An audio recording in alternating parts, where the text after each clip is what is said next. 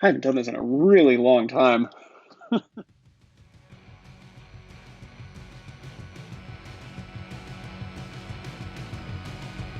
What's up, YouTube? What's up, YouTube? What's up, YouTube?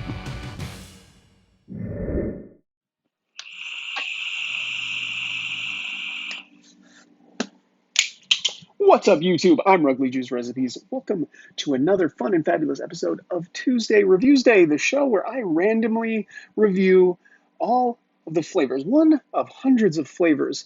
There's a lot of good ones. There's also some really, really bad ones in there. And I know that some of you just relish the moment, just hope that I'll get something disgusting. And I don't. But I leave them in there just because, the randomness is what makes this a lot of fun. So,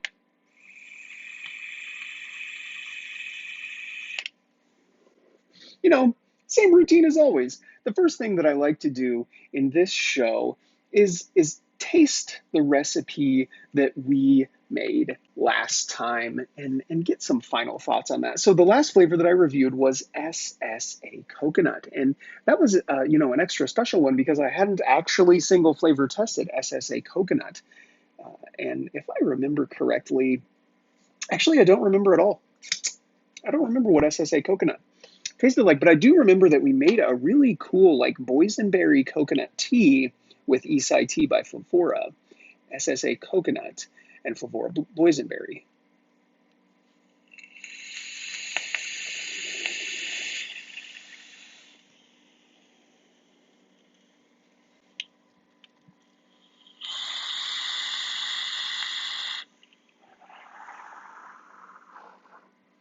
Mmm, man, that Isai tea is so good and it pairs up really, really well with boysenberry.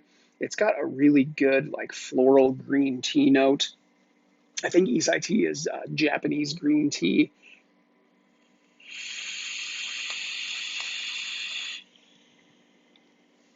It's just very floral. It's very beautiful, and that bright boysenberry flavor from Flavora is absolutely divine.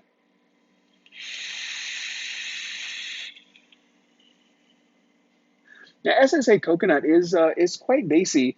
You know, a lot of SSA flavors have been well, they've been fairly hit or miss as far as I'm concerned. Sorry, let me clear that fog out for you.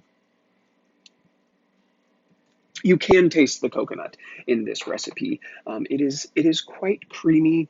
It doesn't have a ton of that like suntan lotiony coconut flavor, but it just tastes like a very natural coconut, and I think that it's a fine coconut. It is quite creamy though. That is a really nice compliment to that tea. It gives it some basiness.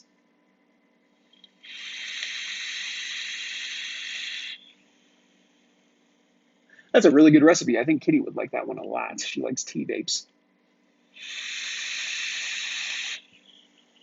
Anyway, SSA coconut. It's a good one. Let's head on over to random.org and find out what flavor we are going to be randomly reviewing today. Yeah, here we go. Random.org. I think there's 438 flavors today. We're going to hit this randomize button 3 times. And on the third time, the very first flavor is the one. So here's number 2. And oh, it takes so long to scroll through all these. One more time. What's it going to be? Capella French Vanilla. I've used this flavor quite a bit. It was my go-to vanilla for a really long time. When I first started out, I didn't buy a whole lot of flavors. I had maybe like I think 25, 30, maybe 40 flavors that I played with for a really, really long time, and they were kind of really all that I used. And the vanilla that I chose was Capella French Vanilla, and I think it's a good vanilla, but for the purposes of this video series, I try to walk into this as if I had never tasted this flavor before, that is the first time that I'm trying it. And this is a method that I would encourage each and every one of you to use when you pick up a new flavor, no matter what it is. If you've never tried it before, to use a method similar to this to really try to get to know that flavor. So the first thing that I like to do when I get a new flavor is I head on over to eliquidrecipes.com. And if you click on the resources tab at the top, you can go down to flavors. And then there's a little search box. You can type in the name of the flavor in there, find it in the list, and then you can look at all of the notes and the flavor recommendations that anyone who has ever used this flavor has used. So I looked up Capella French Vanilla, and the average mix quantity is 2.5, and the average single flavor recommendation is 5%.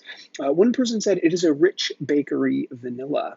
Another person said it is rich and bold, sweet and caramelly. And another person said it's the same vanilla as Cap vanilla custard without the custard. So what I did was I took 3% of Capella French vanilla right here, and I mixed it up in 80/20 VGPG with a little bit of nicotine. I did not put any sweetener in there because I want to see how sweet that flavor is on its own without any additional sweetener. So like I said, I mixed it up at 3% with just 80/20 PGVG.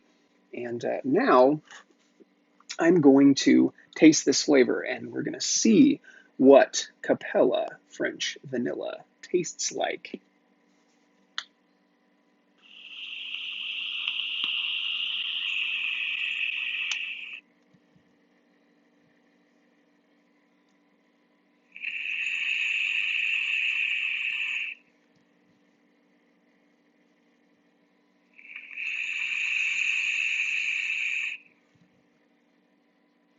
Well, I can see why they call it rich and buttery. It is very, very buttery. It is almost like a vanilla buttercream.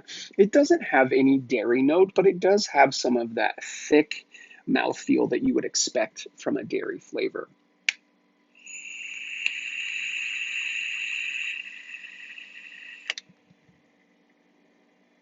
Normally, if this was the first time that I was tasting this flavor, at this point, I would take some notes on what my initial thoughts about it were, and then I would put a cap on this liquid, and I would put it up on a shelf. And I would let that liquid steep for a while. And I would maybe come back to it in 3 days, and I would taste it again and see how much it has changed, if any at all.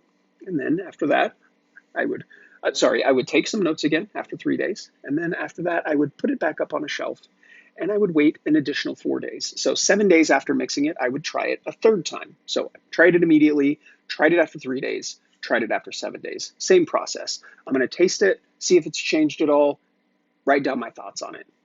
And then generally that's where I stop.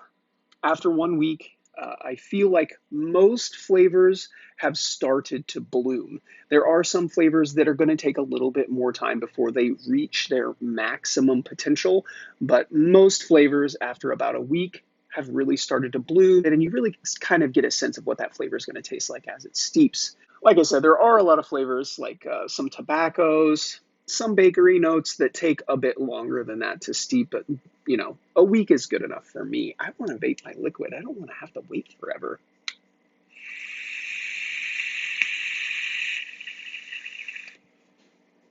I generally try to steer clear of flavors that take much longer than a week to steep.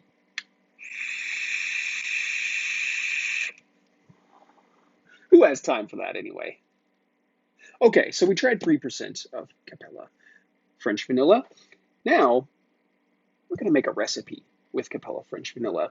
And I want to make a recipe that really, really highlights what I think Capella French vanilla is good at. I really just want to do like a really simple vanilla cream, maybe add a touch of citrus to it. I'd like to add citrus to vanilla, especially when I'm doing, just like a basic vanilla recipe. A little bit of citrus in there gives it a pop. It gives it a little bit of contrast in between that rich buttery vanilla and maybe the cream note that we're going to throw in there. So yeah, I think that if we just do a really maybe like a fancy vanilla cream for this one, I want to use orange. I've used all different kinds of citruses. Yeah, maybe not grapefruit, but lemon, lime, orange. I really like the kind of floral quality that you get from orange when you blend it with vanilla. When I worked in kitchens, one of the chefs that I used to work with always put orange zest into his vanilla custard, and I just really thought that it was delicious. really nice addition to it. And it adds a certain nuance, a certain little bit of complexity without really overcomplicating the recipe. It's just, kind of something different, something that somebody else, a lot of other people haven't done before. They have a little bit of character. So yeah, I want to use orange for this one. I think I'm going to stick with 3% of Capella French vanilla. And well, let's talk about the cream note. So we really want to build up this nice, thick, creamy mouthfeel. I really don't want to bog the recipe down with a bunch of butter or a bunch of egg. So I think that what I'm going to do is use 4% of Flavor West yogurt. Flavor West yogurt is really, really dappy without being super buttery or super eggy. You get a really nice texture out of it and, a nice dairy note, but really nothing else. So 4% of Flavor West yogurt. And then we just need to add the orange. So there's a couple of different things that we could do here. We could tame it down a little bit, just add just a touch of orange in there. But I want a little bit of that zest, a little bit of that bite that you get from it. So I'm going to reach for 1% of Flavor Art Royal Orange. I really, really like this flavor. It's a little bit bitter. It's very zesty, but it's very, very orange. And it doesn't taste like Flintstones vitamins. And that's the reason why I really, really like it, because a lot of oranges you tend to get that from. But I also want to kind of blend that orange in with the cream a little bit. So I'm going to use 2% of Wonder Flavors orange cream. This flavor is very, very creamy. It's very, very basy. It does have that orange note, but it needs a little bit of help in that department. But yeah, real simple, fancy vanilla orange cream.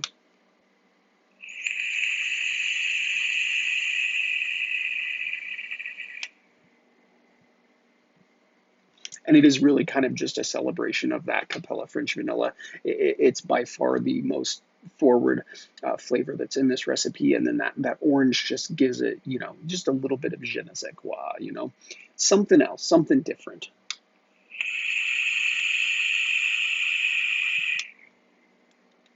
It's not just a boring vanilla cream.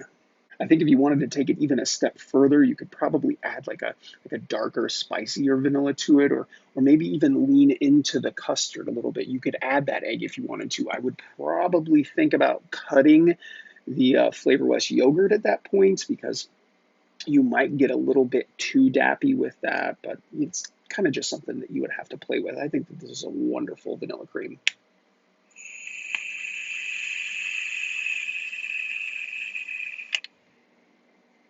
I did use 0.75% of Flavorous sweetness in here. I thought about using Capella Super Sweet if I really wanted to like sweeten up the citrus note that's in there, but I kind of mostly just wanted the sweetness to stick to the creamy notes.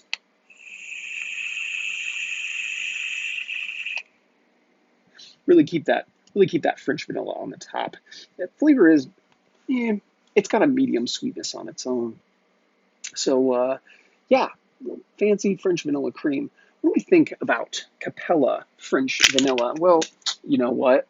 I don't think I've ever dropped the bottle before. I dropped it. What do we think about Capella French vanilla?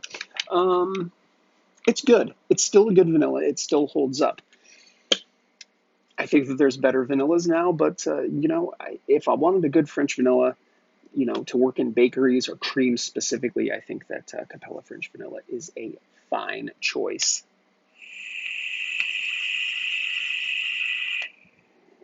I think that about does it for this episode of Tuesday Reviews Day. Listen, guys, if you like what I'm doing here, please subscribe to the channel. There's a link to my Patreon campaign down in the description of this video. Don't forget to like the video, leave a comment down below, let me know what you think about this recipe, this video, or Capella French vanilla, and I will definitely see you guys in the next one.